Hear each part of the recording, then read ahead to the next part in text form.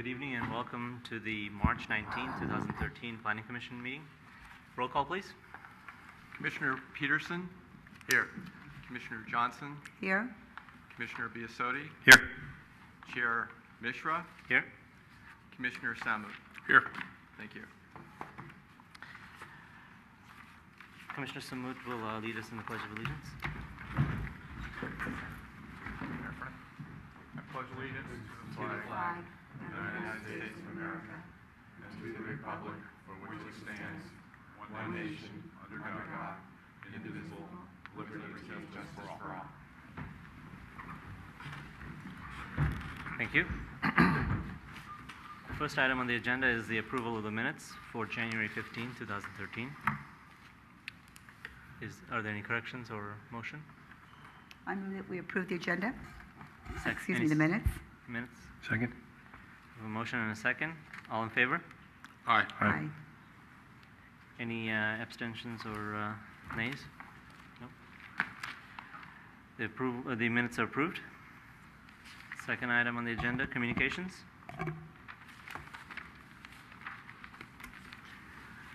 There are no communications from staff this evening.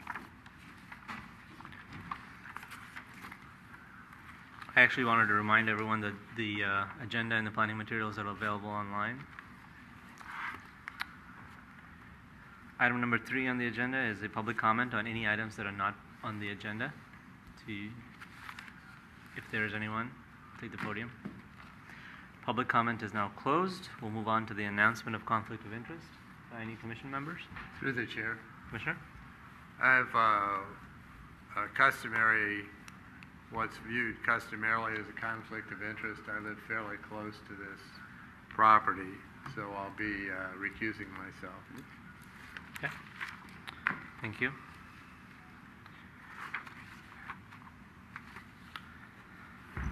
And when it comes time for public comment, I'd like to make a comment as a citizen. Sure, we'll So let if you in could at that have time. someone collect me, I'll be on fire. Thanks. We'll let you in at that time. Move on to public hearings. This is at 160 Parkview Court.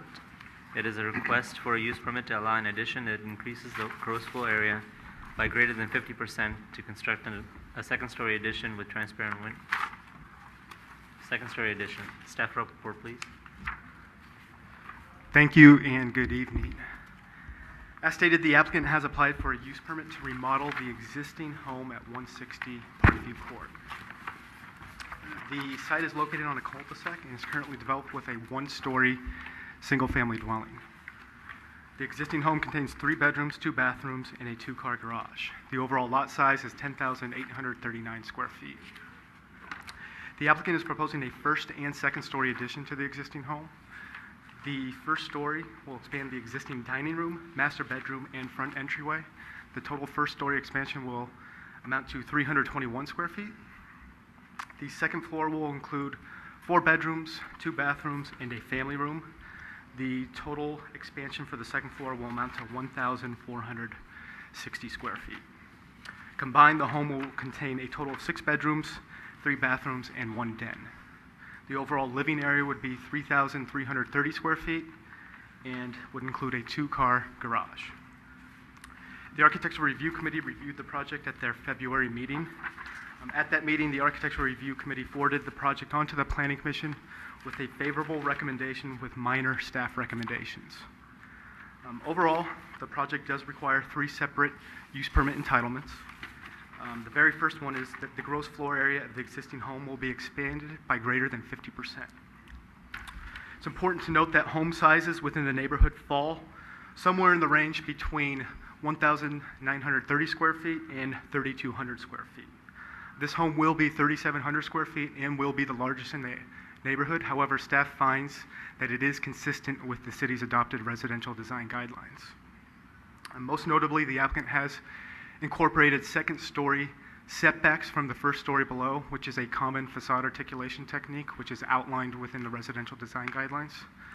Specifically, the second-story right side elevation will incorporate varying setbacks. A portion of that second story will be flush with the first story below, and the remainder will be set off 1.5 feet to 5.5 feet from the first story below. The second story left side incorporates varying setbacks as well, which will range between 3.5 feet and 13.5 feet. Additionally, the rear elevation will also incorporate varying setbacks from the first floor below, ranging from 4.5 feet to 8.5 feet.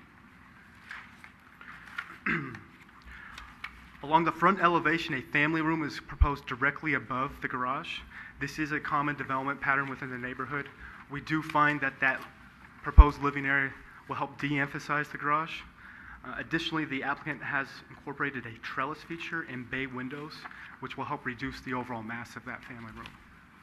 Staff also finds that the new porch will be a prominent feature along the front elevation and will further de-emphasize the garage from street view. Staff also finds that the proposed exterior finishes will blend with the existing neighborhood. A use permit is also required as the living area exceeds 2,800 square feet while only providing a 2-car garage. Technically, the municipal code does require 3 covered parking spaces when exceeding 2,800 square feet of gross living area. In this particular case, they do have a 2-car garage, so they can fit 2 automobiles within that garage. Additionally, they have space on site to accommodate 2 additional vehicles within the driveway area. So on site, they can get a total of 4 cars. Lastly, a use permit is required as the second story incorporates transparent windows adjacent to abutting properties that have a side yard greater than 10 feet. We typically don't see this specific entitlement all that often. Standard setbacks, side setbacks in San Bruno range between the 3-foot and 5-foot range. It just so happens this property is located on a cul-de-sac and the adjoining properties have side yards greater than 10 feet. The applicant has incorporated a number of measures which will help mitigate the privacy impacts of the second story addition. The applicant has reduced the size of the actual bedroom windows on the second story elevation along the right side and left side. Additionally, obscured glass is also proposed for the second story right side bathroom.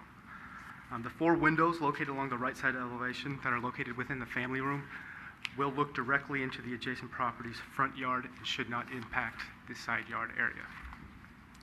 Staff has also included a condition of approval requiring additional landscaping treatments along the right and left side yard.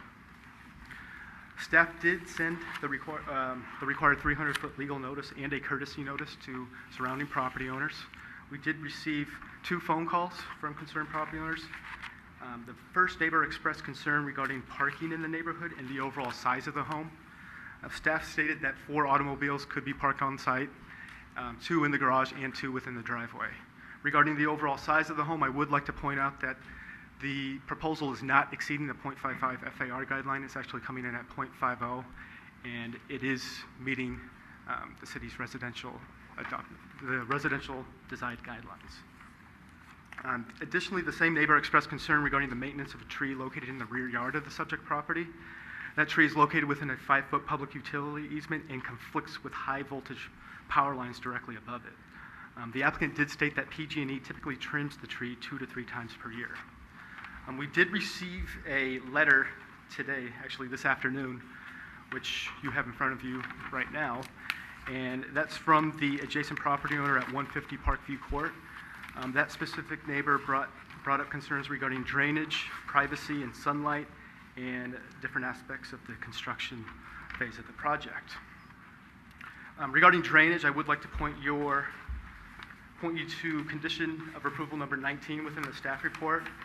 This is a standard condition we place on all single-family home projects.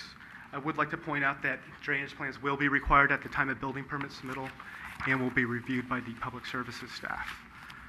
Regarding sunlight and light and air, staff does find that the proposal will not negatively impact the light and air of the adjacent properties. The proposal itself is exceeding all setback requirements and is less than the 28-foot height limit. It's coming in at 26 feet, 3 inches.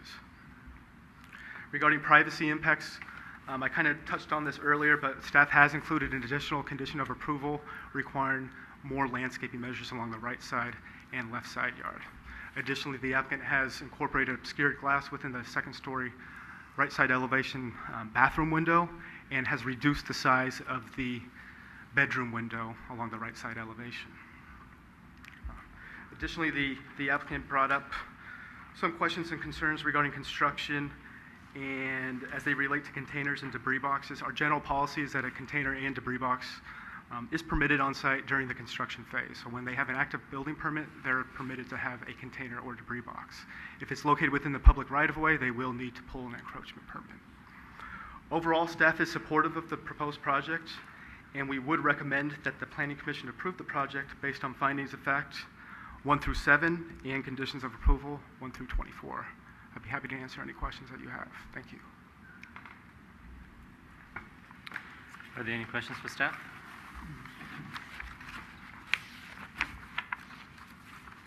Through the chair, I do have one actually. Yes, Commissioner? Yes, Matt. Can you tell me the hours of operation for construction from? Construction hours of operation are, it's 7 a.m. to 10 p.m. 7 days a week. Okay. Through the chair. Commissioner? On the lot, on the lot area, it's 10,800, and then it's adjusted to 7,300, and that is because. Correct. We have an adjustment factor. So whenever the average lot size in San Bruno is 5,000 square feet, so whenever it differs from that, there is an adjustment factor. Okay. So the lot coverage percentage is based on the adjusted number then? Correct. Okay. Lot coverage calculations and FAR calculations are based on the adjusted lot area. Okay. Thank you. Matt, I just had a correction on Commissioner Johnson's question.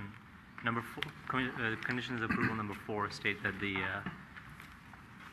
the hours of construction are actually 24 hours, but there's a requirement from 10 p.m. to 7 a.m. Is that not correct? Let's see.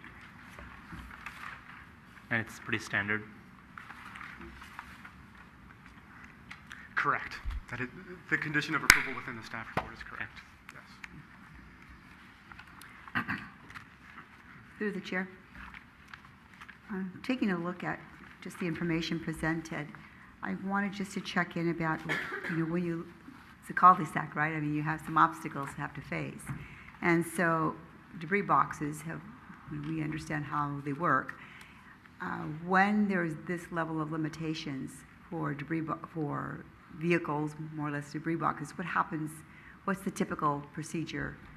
If a debris box is going to be in the street, the driveway, what is your recommendation as a staff? Well, I'd say, depending, I don't know what contractor they're choosing, but a debris box would be permitted within the public right-of-way as long as it's not blocking anybody's driveway or curb cut. If that's not possible at this location, then we would require it be located within the driveway. Okay. Well, we received a picture to go along with the information, so it was really useful to try to figure out some of those things in advance. So thank you for that. So actually, just to help you out, a debris box, generally the max is 20 feet, and that'll fit in front of the garage. Yeah, I would like to point out that the distance between the back edge of the sidewalk and the face of the garage varies. At the shortest point, it's 20 feet. At the largest point, it's about 28 feet. So there will be enough room on site to accommodate a debris box.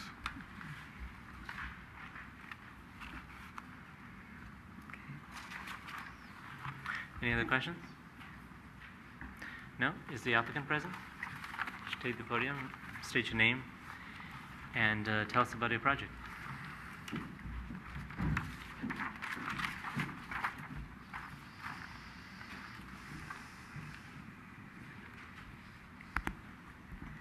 I'm Michelle, my husband Mark, and we live at 160 Parkview Court. We moved there 4 years ago with our 3 kids now, 4 children, and we moved there. It's been actually, the house has been in the family for over 50 years, and we've moved there in the intention to live there with our family and expand into a nice house that we can all fit into.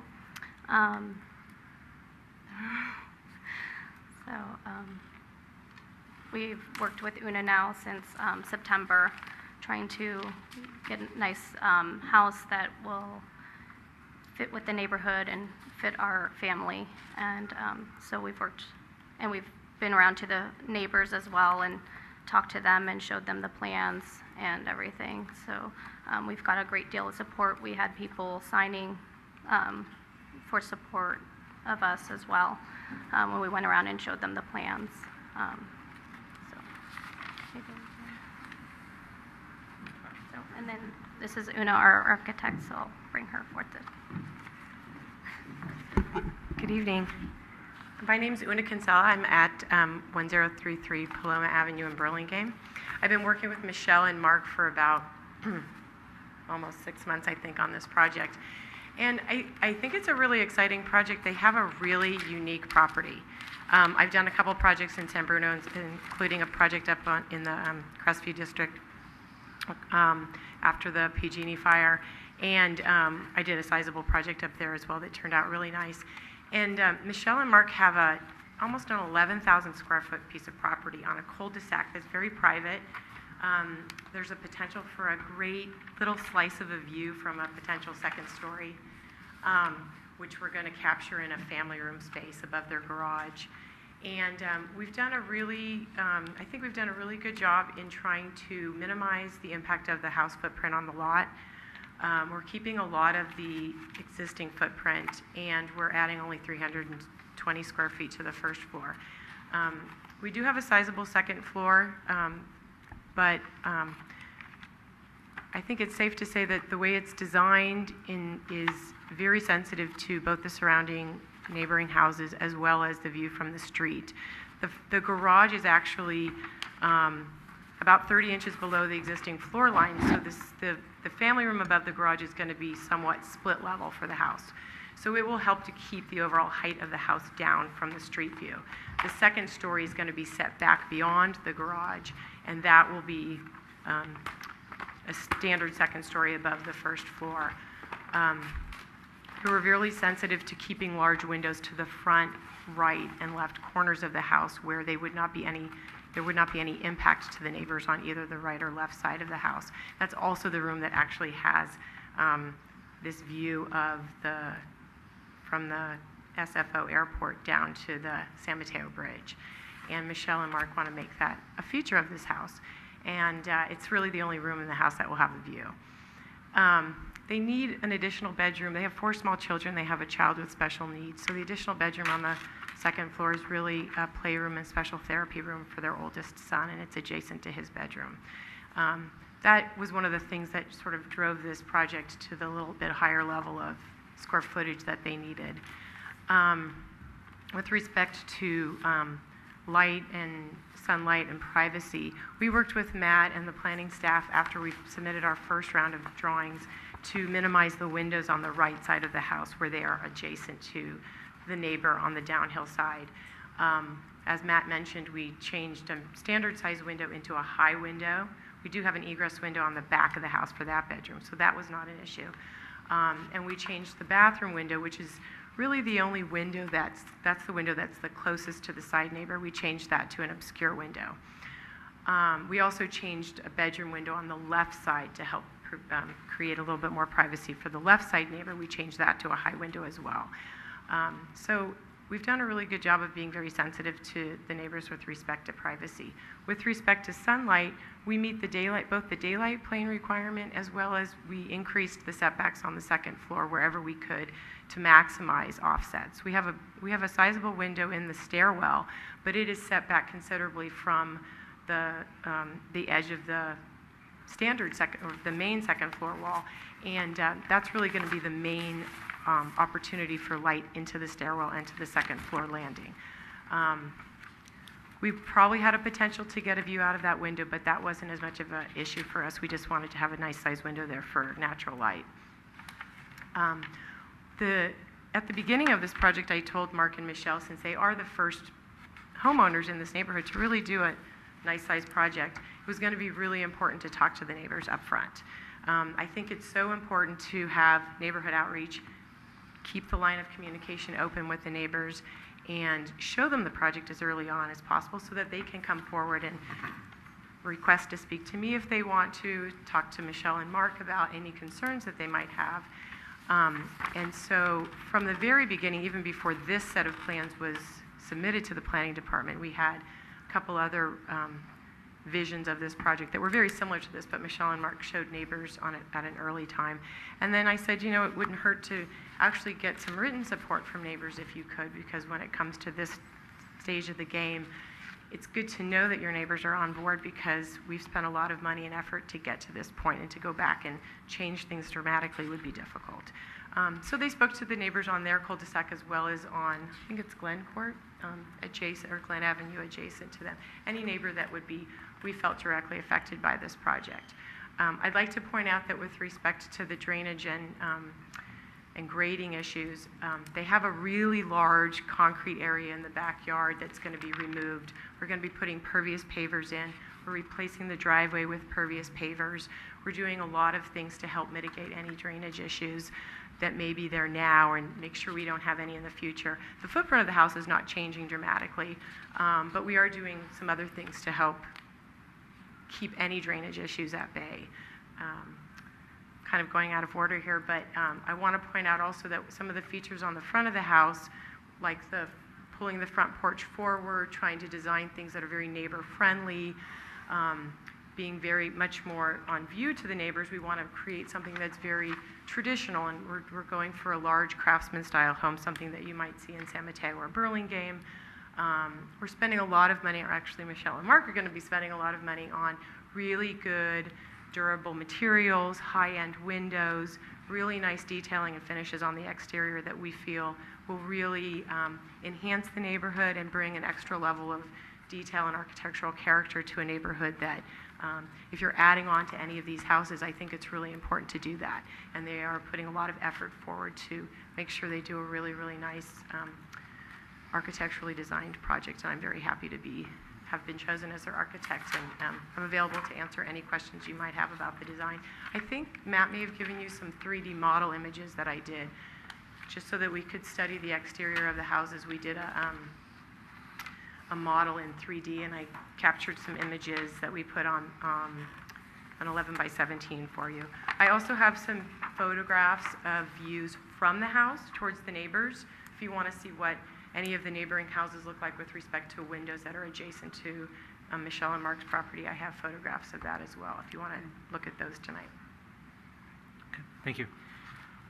Are there any questions for the applicant? Through the chair. Commissioner? If you can speak to a couple of things. One would be the drainage. Can you tell me what you have in place for that drainage? There seems to be one of the letters we received wanted more information. Sure. Wanted to have more detail. And then the other one would be on, well, address the drainage first, and I'll go on to the next one. As Matt mentioned, part of the permit submittal package is going to be a drainage plan that we're going to have to show how we're dealing with both downspout drainage for the roof runoff as well as overall site drainage. Now, this site has naturally flowing downward sort of gravity flow, a slope to the property, so there is some natural drainage. Currently, the side, and Mark can speak to this if I'm speaking incorrectly, the right side yard has quite a bit of concrete there. We are going to be doing some planting there, so hopefully we'll reduce that concrete. But it naturally already is sloped, the house is sloping both to the right and then down towards the street. So naturally, the water flows around the house and down towards the street now.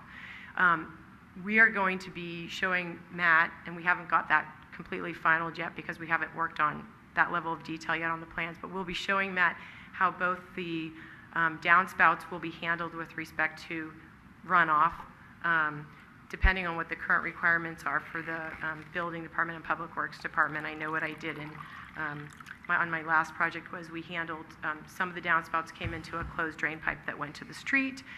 The rest of it we handled on site, and we actually dissipated the existing into existing landscaping. Sometimes we can do that by means of a drainage pit where we can actually run water from either backyard or from patios or that sort of thing to an on-site pit that actually naturally percolates into the ground. So it's not running onto neighboring properties. And that's always a concern, but that's definitely something that we're going to take into consideration when we finalize the plans.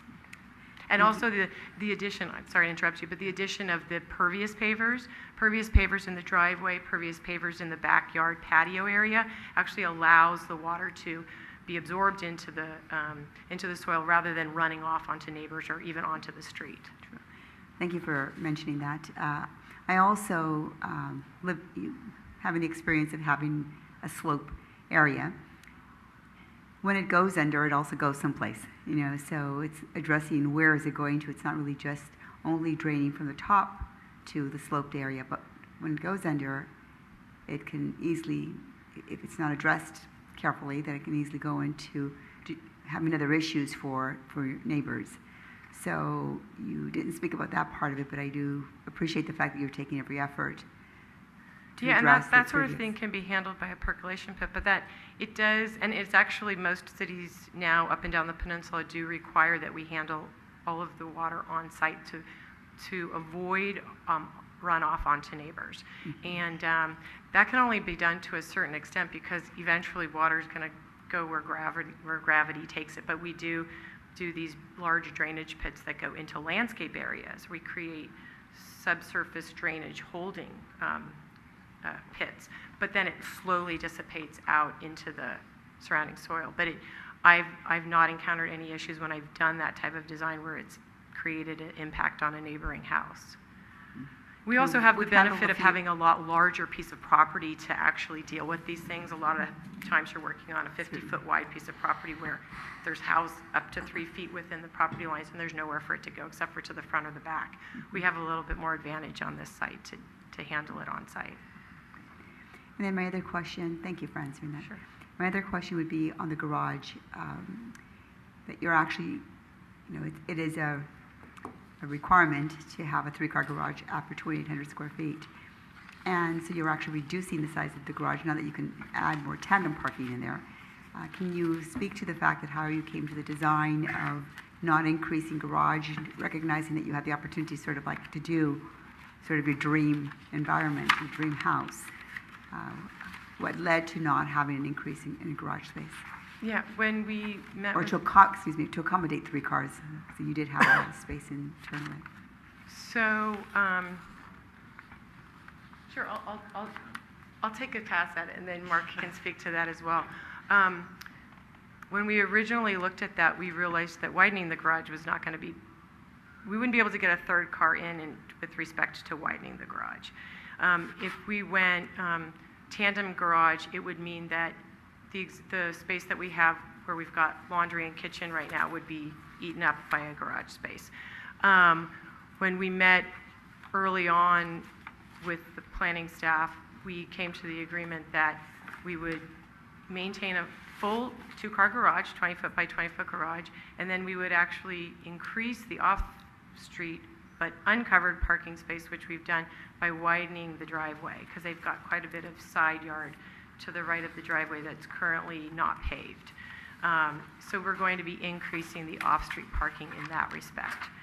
I think also one of the issues with widening the garage would be that because of the nature of the curve of the cul-de-sac, if we went any wider, we'd start to reduce our 15-foot required setback to the garage point. So that wasn't going to be feasible with respect to maintaining the setback requirements.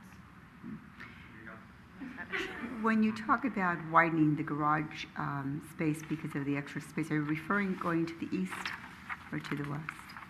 And the reason I ask that question is that if you were to take away, to increase that, you actually are taking away curbside parking. Well, I haven't actually shown a change to the apron on this plan. So we would have to work with the planning staff to see if that, or Public Works to see if that would even be feasible. But I'm even thinking that you could come in and literally pull off to the side. Right now they have they can fit 2 cars in their driveway, but it's very difficult because you can't open doors because it's narrow. So if we were able to come in and offset the driveway once you come in off the street, that actually helps to allow for 2 full-size cars to be off the driveway and open doors and that sort of thing. I had the opportunity of visiting the property and looking at how it was designed and thinking through, looking at some of the pictures that were submitted also, is when you're pulling out of the driveway at 160, if there's a car parked directly, it's almost as I mean, of course, it could be the angle of the picture. I guess that if you were to pull out of that garage, you'd almost have to, it would be a challenge to pull out straight. I'm seeing the applicant say yes to that. Is that correct? So parking certainly is an issue as I see it, and by widening it would be a benefit to you, but also would be reducing parking space. So if you can just speak to that part of it, what's your plan to think about living on a cul-de-sac myself? I really understand this. Yes, well, widening I guess the east side of the driveway, if we widened it, I guess it would be 4 feet, wouldn't really impact parking that much. There's actually, the pictures you have, I don't know if you have a picture of the complete area, but there's enough parking for a car. As for pulling out of the driveway, cars do park there, and sometimes it does make it difficult. And widening the driveway on the east side of the property would prevent cars from parking. Because sometimes, if you see, where's the picture that was There's submitted? page 13 on the Well, there's report, the and one that there's was just recently submitted. This one. Yes. Should I approach, or do you have? Yeah, we have it. We have it. Yeah, okay.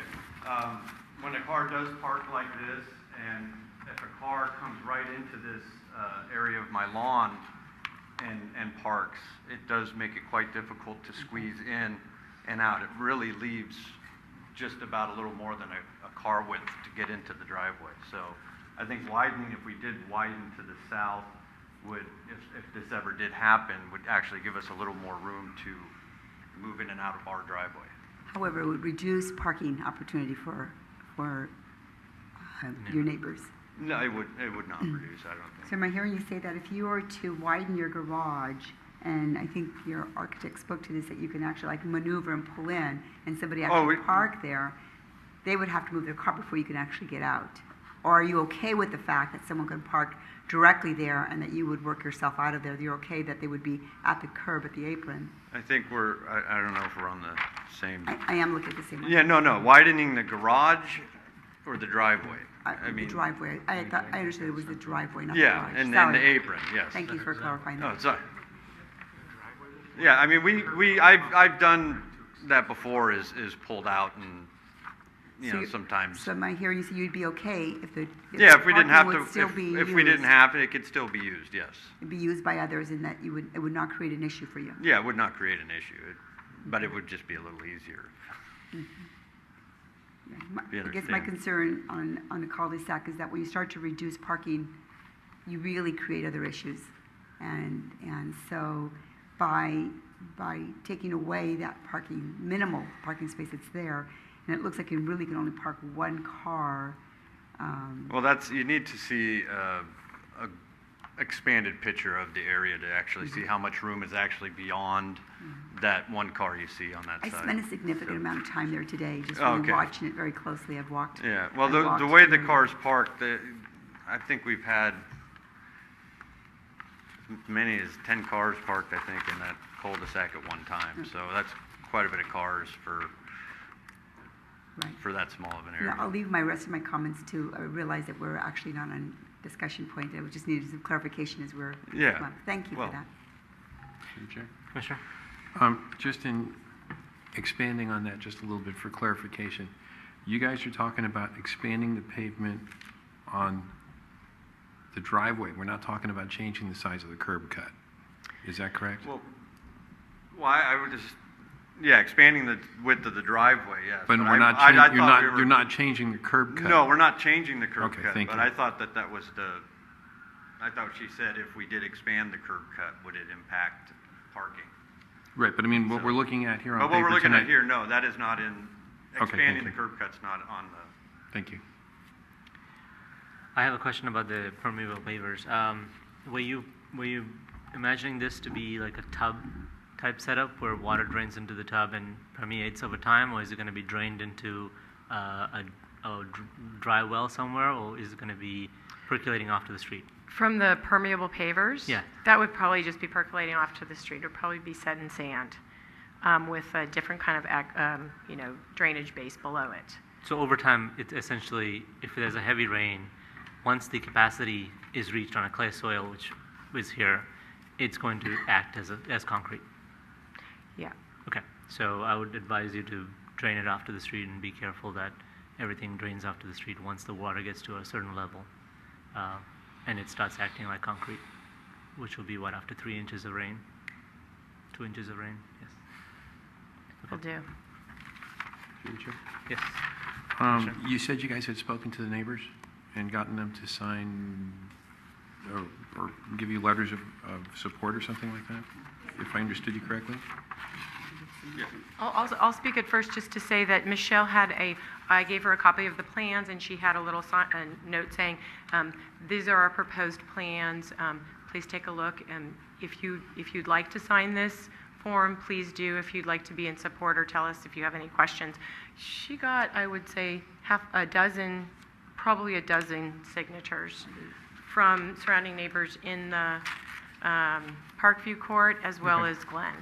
Matt? Copies? Matt, have we seen anything in regards to that? Yes, staff has seen. Those numbers seem to be consistent with what you got?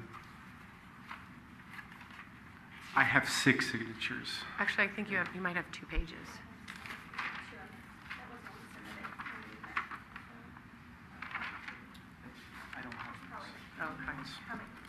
I have 6 signatures in front of me right now. There may be additional signatures that. And what was the number of phone calls and emails and stuff we got? We got 2 phone calls and 1 letter. The letter was from one of the. That's the letter we got tonight? Correct, yes. And the phone calls were up, down, From the favorable? same property owner that drafted the letter. Okay. That was one of the phone calls. And Very another good. phone call regarding the overall size of the home, parking concerns, and the tree located in the rear yard. Okay, thank you very much. Yes. Thank you very much. Through the chair? Commissioner? Matt, on those signatures that you received, are they addresses that are within that block? Are they property owners and rentals, or? They are signatures from, majority of them, 5 of the 6 are from Parkview Court. We have 170 Parkview Court, 151 Parkview Court, 131. Matt, you don't have to read out the numbers. Okay. Thanks. And then we have 1 from another street as well. But 5 of the 6 are from Parkview Court. Yeah. Are there any other questions for the applicant?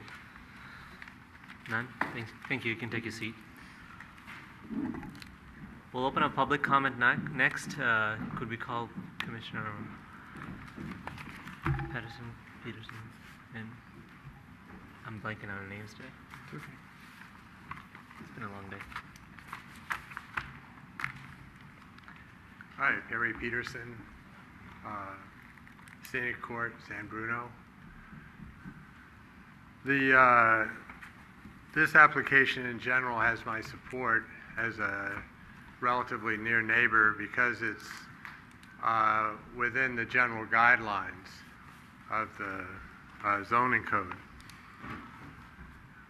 The concerns that I have are really not so much my concerns, they're also concerns of other neighbors in the area.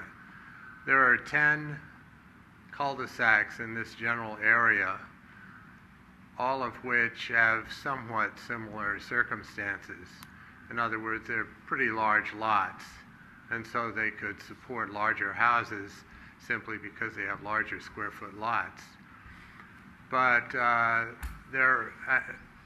each of these cul-de-sacs has a number of concerns, but the reason this application particularly caught my attention is because there hasn't been a lot of large building lately. And once the decision is made on this, other owners who are on cul-de-sacs will probably be looking at it, even though you can say there's not a precedent being set. How you handle the comments that are made by neighbors or staff or the applicant will be very much of interest to myself and others. Thank you for your time. Thank you. Are there any other members of the public who would like to comment?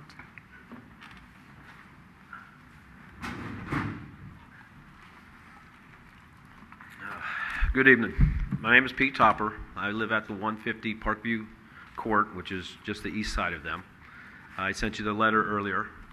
I'd like to say I'm not against any kind of addition, but I do have some concerns. My main concern is the drainage. During the rainy season, the water runoff from the hill behind them and from their house builds up underneath my home. So if my sump pump does not push the water to the street, that water seeps through and goes to the neighbor below me, which in turn has got to his garage. So this water pit I'm not too familiar with, but I think that's just going to cause more water to build up and seep underneath my house. So if there's a way they can redirect all that water to the street, and I know they're redoing the foundation, I guess, to go up. If there's a way they can drain that, French drain or whichever, towards the street away from our house, I'd be appreciative. And I talked to the neighbor below me, and he was concerned about that as well. Now, as far as the other concern I have is the privacy. My backyard runs along the side of my house. That's where all my lawn is. That's where all the kids play. And according to the illustration, they do have many windows, and I appreciate you shrinking them down to the best you can. But as far as the sun that comes in, I feel that's, most importantly, is going to block a lot of what we purchased this house for, is to enjoy the yard, etc. I don't know if there's a barrier around that. I just noticed in one of the plans there is a bay window, but I'm not, I don't know, that's towards the back of the house on the right side. And I'm not sure how that, how big of a bay window that is. And then finally, my last concern is about the construction. And because we have a small court size, and again, it was pertaining to the containers, debris boxes, work vehicles, anything that's being kept on the property for a certain period of time. I don't know if the construction people will be leaving their trucks there. Like you said, they didn't name the construction company. I don't know, do they want to bring a container in to store all their equipment, etc. It is a small court. And to turn around or for my kids to play basketball with inside the court, these obstructions, make me wonder what's the regulations? Can they keep the vehicles there and through Christmas time or, through the holidays? Where we do have entertainment of relatives coming in to celebrate. And the last thing about the construction is any damage. Like, for instance, I don't know if they're going to be tearing out any fences. Who's reliable to replace the fences? If there's any nails getting into our tires, I can understand maybe one flat tire or something, but who do we go to for that reimbursement? Because it is a small court. I can see a debris box where a lot of nails, everything just fly off. But I just don't want to be changing tires 3 times, a month or whichever it takes. And who is responsible for that? And that's mostly what I'm just concerned about. Okay. Thank you. Thank you. Any other members of staff who have comments? Sure.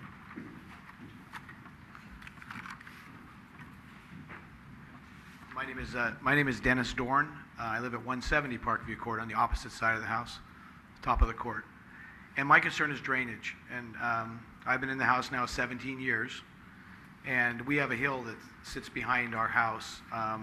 And I know the city's probably aware of this. The hill has slid before, and a good portion of it came into my yard before I bought the house. But it was on the condition on my deed when I bought the house that hill did slide and the county was responsible for it.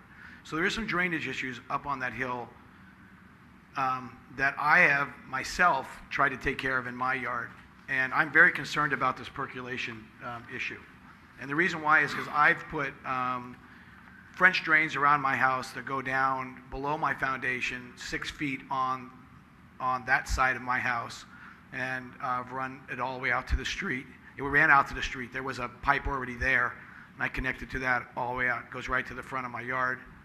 There's a natural drain that runs on the side of our house, and on that side of my backyard, it was pretty much unusable during the winter because rainwater seeps down and sits right in my yard.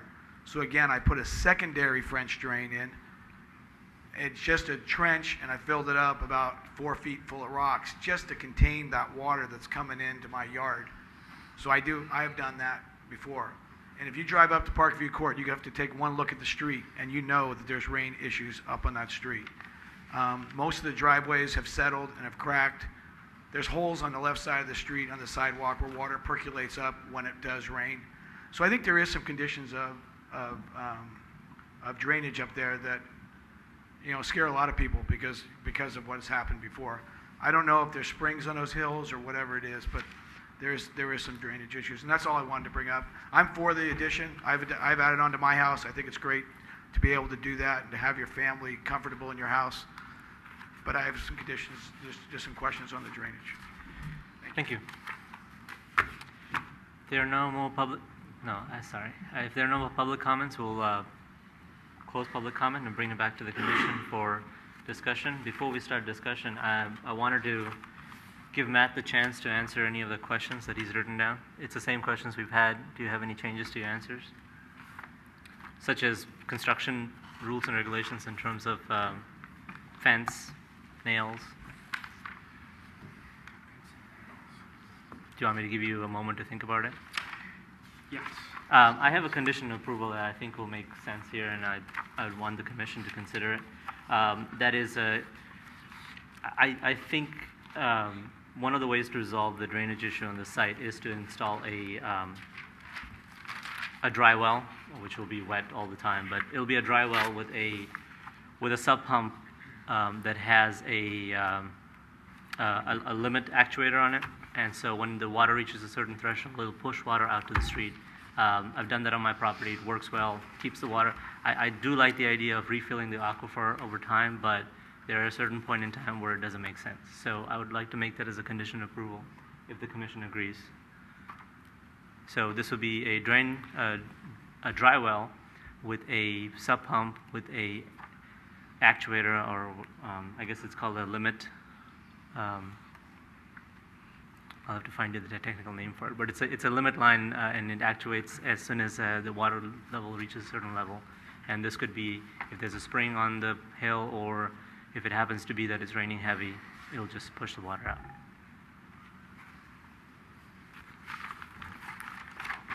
Through the chair, if I could, I think in terms of a condition like that, it's a fairly technical condition. My suggestion or recommendation to the commission is that you perhaps suggest a remedy like the one the chair suggested, but allow for the Public Services Department to review that and determine if that's the acceptable technique to address the drainage impacts, or if there may be some other measure that may be preferable or would better remedy the concern here. Please keep in mind, and I know you know this, that a building permit will be required for this project, and there will be a requirement that they retain their drainage on site, and that they will need to do a variety of measures to achieve that. So I'm sure the staff is going to be looking at a variety of techniques. I think the suggestion is one that could work, but I wouldn't want the condition to limit us to that particular condition when there may be an alternative that could work as well. Well, in that case, I would like to propose that we use the city detail for a dry well that is currently part of the catalog, and provide some kind of a positive measure to push water out when it reaches a certain level. Does that satisfy you? Yes, thank you. Any discussion? Oh, through the chair. Since the only real concerns seem to be concerning water, conditions of approval 18, 19, and 20 pretty much stipulate what is to be done with water, drainage, grading. And will the building department take a look at this and ask that a soils engineer get involved in this, or is that something that happens here?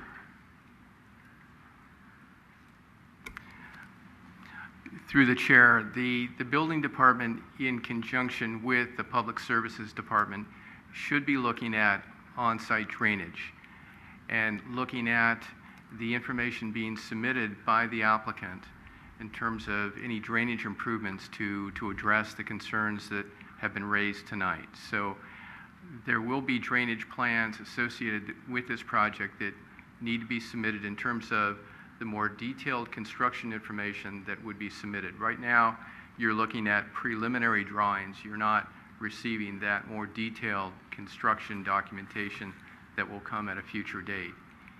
And so there will be more detailed plans. There are conditions of approval that address that. The staff will need to review those plans to assure that drainage impacts are addressed. Okay. Any other questions? Matt, I'll give you the floor again to answer those questions.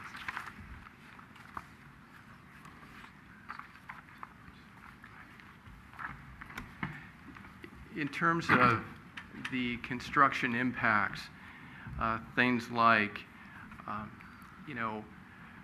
nails coming off of a truck, lumber dropping off of a truck, inconveniences to the neighbor or neighborhood, those are items that are addressed and should be addressed in a variety of different ways. Number one, there should be a construction superintendent or general contractor that's overseeing the project that should work with the architect, the property owners, and be the representative that the neighbors can contact to assure that the construction is handled in a respectful way to the neighbors and the neighborhood. I would assume, based on what we heard this evening so far, that the property owners, the applicants involved, having gone to their neighbors already, I would certainly think that they would, at the time of construction or beforehand, go to their neighbors, provide information, contact information, and work with their neighbors to assure that as the neighbors have gatherings, as they have concerns, that there can be open communication between the Brooks and their neighbors to assure that this construction activity can occur in a way that works for all parties involved and is respectful. So it does require open communication. It does require collaboration among the neighbors.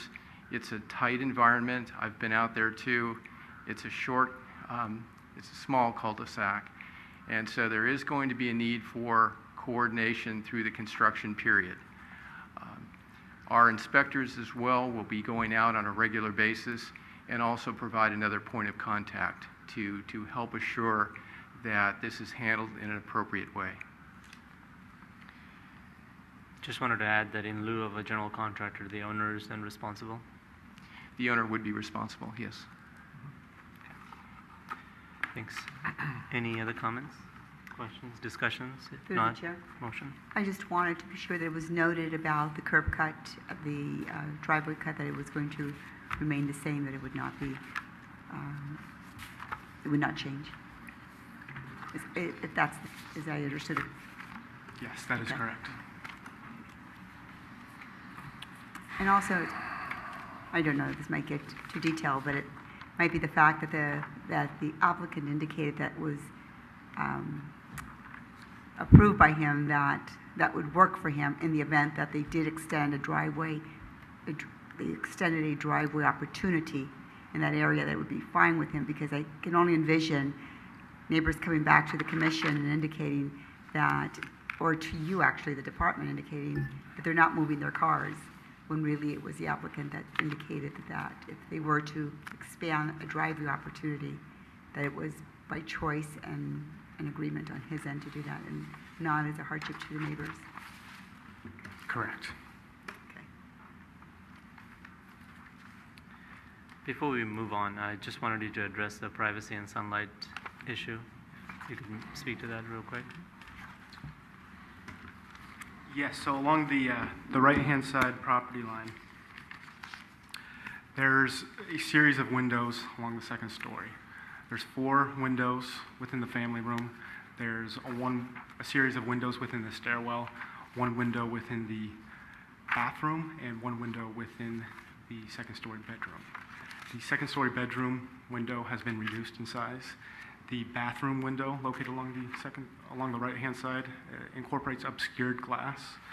The window within the stairwell also has been reduced in size. It's approximately, there's a 5-foot distance between floor level and bottom of window. Additionally, the 4 windows within the family room would look directly into the front yard, not necessarily the side yard. In respects to light and air, I would like to point out that the proposal is meeting and exceeding the setback requirements. Based on the width of the lot as measured at the front property line, the actual required side setback is 3 feet 9 inches.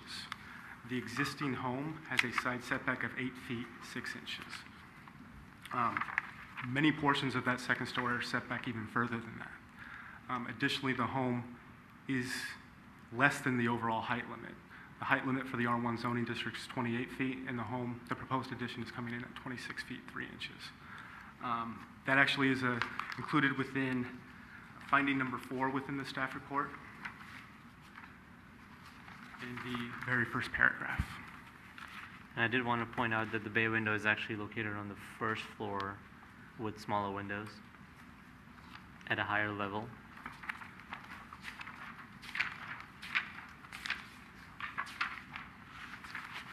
Sheet A4, Yes, that's correct. there are no other bay windows? There's a bay window within the family room as well that sits directly above the garage on the front elevation and the right side elevation. Okay, thanks. Are there any more planning commission discussions, questions, motion? Commissioner? I'm struggling with the drainage issue because I've owned a home in the area with similar concerns that the neighbors have. And it seems to me that, yeah, I understand what we're trying to do, and that's like preserve the rainwater on the site and percolate it into the ground. But there are times when draining it away is probably the wiser idea because you can only put so much into a glass before the glass is full and it starts running all over the place. And I've fought that issue for years and never was able to come to a significant conclusion.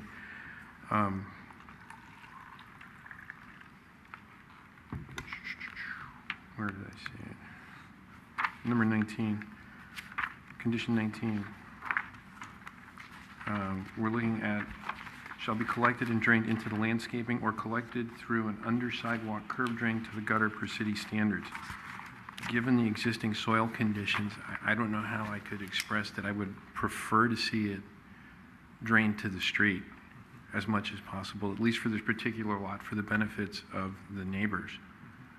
You know, rather than focus on trying to put in swales and push this moisture into the ground that isn't going to take much, I'd rather see it drained away. I mean, for the benefit of the rest of the community, not only their houses, but the houses down the line from them, because water does run downhill. Commissioner, I just wanted to point out that city details ST03 is draining to the street. The curb and the gutter are to the street. Right. Right. And in my experience, draining water to a central location and then spitting it out is actually better than it is to... Whatever the circumstance, I just want to make sure that that's addressed for the neighbors down the hill, because I've lived through that and it's not pleasant. Through the chair, that will be addressed, and I think that as the chair indicated in terms of the condition he suggested, there would be a point where the water would rise and then be taken off and directed to the street. So the idea is that there would be that outfall opportunity, that relief that you're talking about. Okay, thank you. Is there a motion on the table? Through the chair. Commissioner? I'd like to make the motion that we approve Planning Commission, that we approve the use permit 13-002 based on the findings of fact 1 through 7 and the conditions of approval 1 through 24. Do I have a second? Second. All in favor? Aye. Any opposed? Any abstentions? None. The motion is the motion is approved. There's a 10-day appeal period. 7. Through the chair, if we could, please, could we confirm that the recommended condition of the chair is included in the motion and the second? I'm sorry? Commissioner Samud, did you accept conditions of approval number 25, which was to provide drainage to a dry well as per city detail, and to use a positive mechanism to overflow onto the street? Yeah, I'll add that. Was it seconded? Second. It was seconded. Should we take a vote again? Please do. All in favor? Aye. Any opposed? None. No abstentions. The motion is approved with a 10-day appeal period. Moving on to item number 6A, city staff discussion.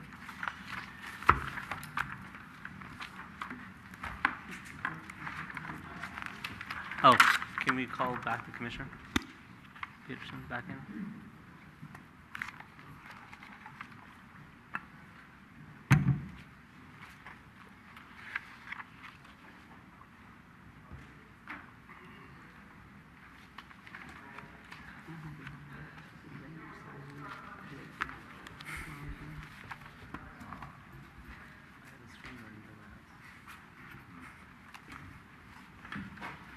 Go ahead. All right, so we just want to provide the commission with an update regarding the segment of White Way between Keynes Avenue and Angus Avenue West. And just to refresh your memory, at the November Planning Commission meeting, the Planning Commission approved a use permit application for a used car dealership at 675 El Camino Real. The site is surrounded by Keynes Avenue to the north, Angus Avenue to the south, and White Way directly to the east. White Way is a one-way street running in the southern direction between Keynes Avenue and Angus Avenue.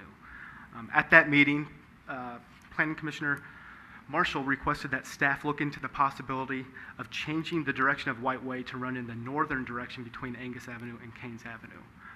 We did check in with the Public Services staff member, who is the staff contact for the TSPC, which stands for the Transportation Safety and Parking Committee. Essentially, TSPC review and City Council approval would be required to change the direction of White Way. A traffic study would also be required to fully analyze and evaluate the need to change the traffic flow direction. One important thing to note is that the Public Services staff representative stated that it would be important to get the support from the businesses located along Keynes Avenue, because there is 2 private parking lots located at the entry point of White Way, which is just south of Keynes Avenue. There's a total of 34 parking spaces there.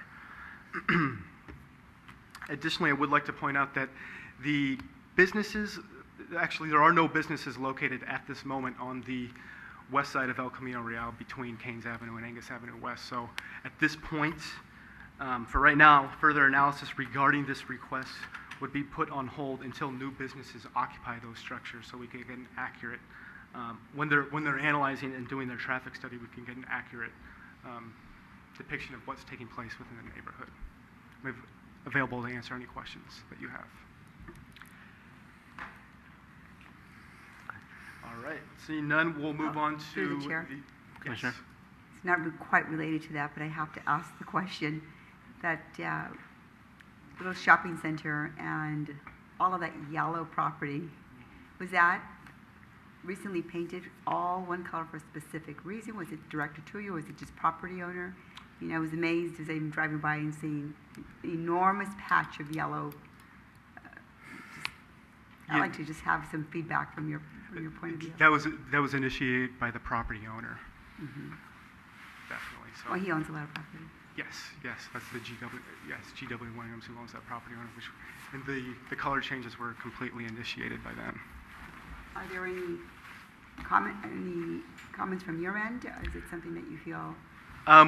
We can't regulate the color of buildings within town if there's no architectural review committee permit attached to it. I'm not finding them negative. Mhm. I'm just interested to know is it how it reached that point, and you explained that to me. Thank you. All right, so on to update number 2. This is regarding the code enforcement violations at the corner of 4th Avenue and Pine Street. I believe Commissioner Smoot brought this to staff's attention at a previous Planning Commission meeting to investigate possible code enforcement violations at the corner of Pine and 4th Avenue. Staff did coordinate with the Code Enforcement Division. We have issued a notice of violation. It appears that they're running a limousine business out of their home. They've concreted a large portion of the front setback area, which is not permitted. And additionally, there appears to be some illegal construction that has taken place on site. So a notice of violation was sent on March 12th of this year. And planning staff will continue to work with the Code Enforcement Department and the property owner to try to resolve this issue as quickly as possible. Any questions? I actually have a question on the current development. Could you fill us on what's happening at Treetops? Chair, I'll handle the current development overview. And on Treetop, the Treetop apartment project, the current status of that is that the staff is working with the contractor. They continue to work on the renovation of that project. We've had a series of meetings with them. They have not completed that work yet, and it's still underway. So they continue the renovation work. We don't have a date as to when that will be completed at this time. The first 2 buildings were supposed to open last summer. Is that not on schedule anymore? It's not on schedule. So they're continuing the renovation work. We're not sure when that's going to be completed yet. And when we have more information, we'll provide that to you. Through the chair. Commissioner? When that was approved, one of the concerns that was mentioned fairly often was the quality of construction to resist the sea breezes, and also the verification that what was being left of the existing was in reasonably good condition to be used as a basis for future construction. Do you know, has this process been working okay? They have a variety of consultants and experts working with them in terms of the reconstruction. So they understand their objective. They're working to accomplish that. And they've had some regular check-ins with staff, and they're continuing to do the renovation work. So they understand the objective. And when the project is ready to move forward for completion, for certificate of occupancy, we'll let you know. But right now, they're continuing their work. Commissioner? I'm just kind of curious. I know we've got time limitations on permits and approvals. Is that project still within the appropriate time frame for an approved project? Or are we getting pretty close to the end of the approval? You know, I'd have to check on that. You know, it's an active permit. I know that our staff has been meeting with the contractors on a regular basis. So from my perspective, given the fact that there have been regular meetings, it's not as though there's been an interruption of activity. There have been regular meetings. Typically, if you have a circumstance like that, the permit is extended. So I know that, you know, as recently as last week, we had a meeting with the contractors in our offices regarding that project. So it's an active permit from our standpoint at this time. Okay, thank you. And just kind of an overview of some of the projects we're working on, and many of these you've handled in the past in a variety of ways, but I just wanted to provide you with a basic overview and update. On the Lennar project, the Cedar Mills project at 599 Cedar Avenue, they're working on the last 2 homes. So that's a 14-home subdivision that you're very familiar with. They've shelled in the last 2 homes there, so they're kind of in the home stretch to complete that project. The Pacific Bay Vistas, the Treetop apartment project we just spoke about. The next project, the Skycrest Center project. This is the Kenmark Realty project. they've come back in. Kenmark Realty came back in and met with our staff very recently, and they are working with D.R. Horton to complete the last 12 homes. In fact, we signed off, the city manager signed off on an assignment to allow that project to be transferred to D.R. Horton, and our community development staff met with representatives of both D.R. Horton and Kenmark Realty just within the last couple of weeks. So we've not received plans yet, but the indication from D.R. Horton is that they are going to build out the project in accordance with the approved plans, satisfy all the remaining conditions, and complete the project. So we're anticipating that they'll come back in with their construction documents in the near future. The next project, the Glenview Terrace project, that's a project that Pankow Architects is working on. It's located on San Bruno Avenue at 2880 and 2890 San Bruno Avenue, and that's a 14-lot subdivision. That's a project that Laura Russell is working on, and it's a project that we've had a series of meetings on in terms of possible adjustments to the overall development pattern, and so that project, I would say, is still under review and is not at a point yet to move forward with. It's under review. Another project, kind of a key project for our community, is the old theater site, the cinema complex at 406 San Mateo Avenue. And as you know, a project was approved for that site some time ago, and that project approval has lapsed. We have had interest by an affordable housing builder to pick up that project, and that individual has worked with a local representative of the owner. The owner is located out of the country, but there is a local representative that has been working with a not-for-profit housing developer. We've met with that individual. We've had some good meetings. The overall proposal, though, really didn't seem to be quite consistent with the transit corridors plan that was recently adopted in February by the City Council in terms of the overall mix. And so we're discussing further with the local representative other options to perhaps go out with an RFP and perhaps look at getting other interested parties to suggest how that site could be redeveloped more in accordance with the transit corridors plan and the overall city's vision for that site, that important gateway location. Matt has been working on a project, it's called the San Francisco Police Credit Union project in the Bay Hill development area, and it's about a 68,000 square foot office complex for the credit union. That project too is under review. It's proposed to be about a three-story building with subterranean garage space. And at this point, the application is not quite deemed complete.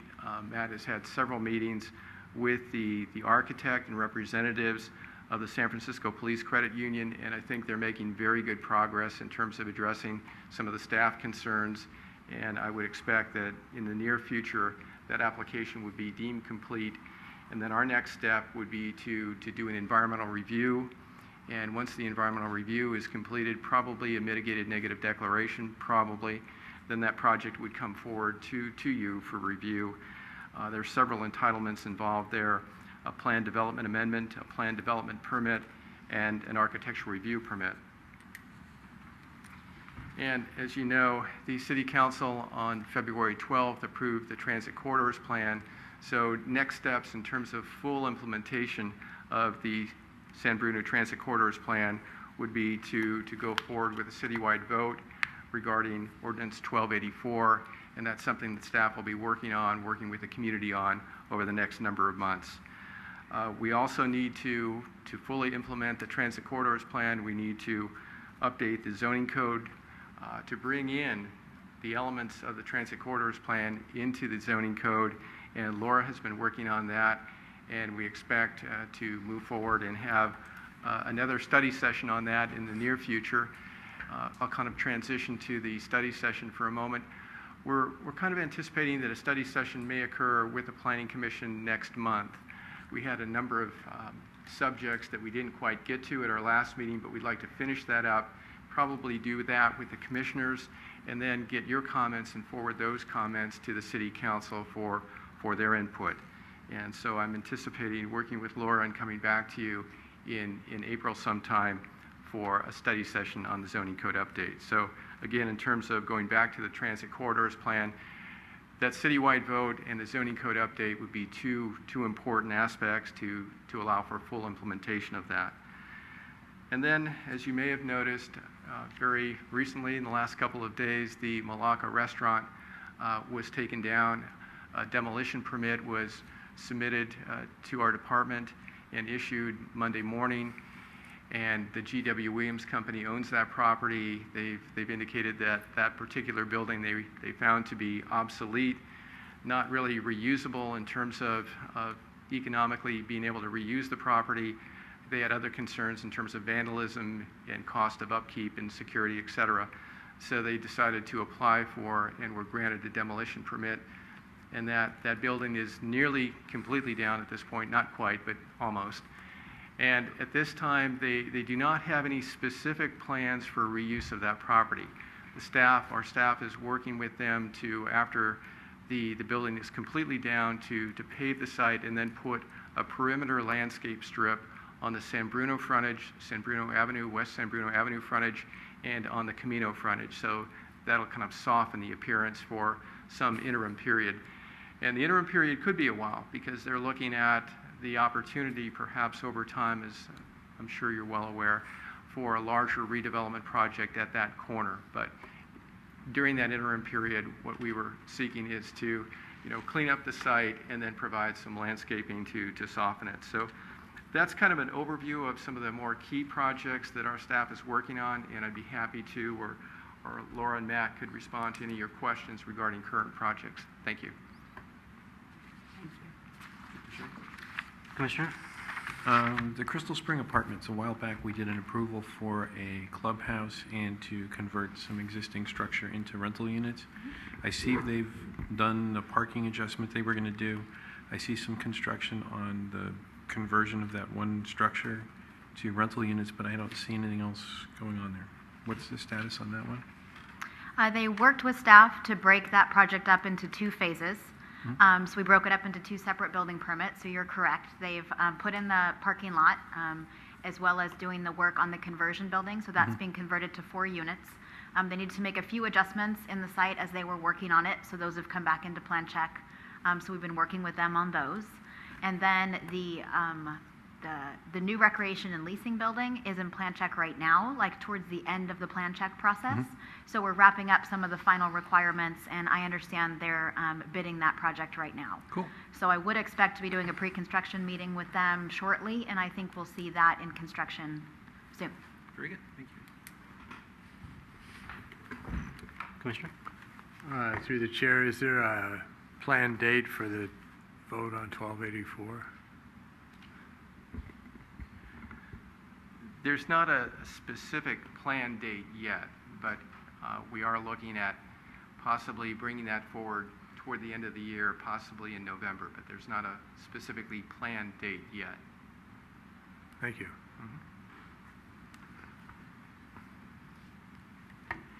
Are there any more discussions? If not, we'll move on to Commissioner Chase's favorite topic, 6B. Planning Commission discussion and appointment of new Planning Commission chair and vice chair. He's not here, so I set a pick on him. Through the chair. Commissioner? I would like to nominate Commissioner Biasotti for the chairman position. A second? Is there a second? If not, I'll second. Oh, sorry. Oh, I'm sorry. I skipped over the architectural review. We'll come back to that. That's okay. All right, we have a motion and a second. And do we go through the vice chair as well, or? Why don't you go through and finish that up, and then we can go back to architectural review. Yep. Is there a nomination for vice chair? I'd like to nominate Perry Peterson for the vice chair. Is there a second? Second. Do both commissioners accept the nomination? Okay. Sure. Okay. Great. Should we vote? Is it a roll call or is it a together all in one? Not necessary. Not necessary for a vote or? Well, we just heard the nomination and the second. Go ahead and do a roll call vote. We'll do a roll call vote on the commission, Planning Commission Chair and Vice Chair. Okay, so we're voting for the slate? Yeah. All The right. whole 9 yards. Okay. Do you want to read out the names for the roll call vote? Commissioner Peterson, Aye. Commissioner Johnson, Aye. Vice Chair Biasotti, Aye. Chair Mishra, Aye. Commissioner Samud. Aye. Congratulations, guys. Moving back to the city staff discussion of selection of April 11th Architectural Review Committee members.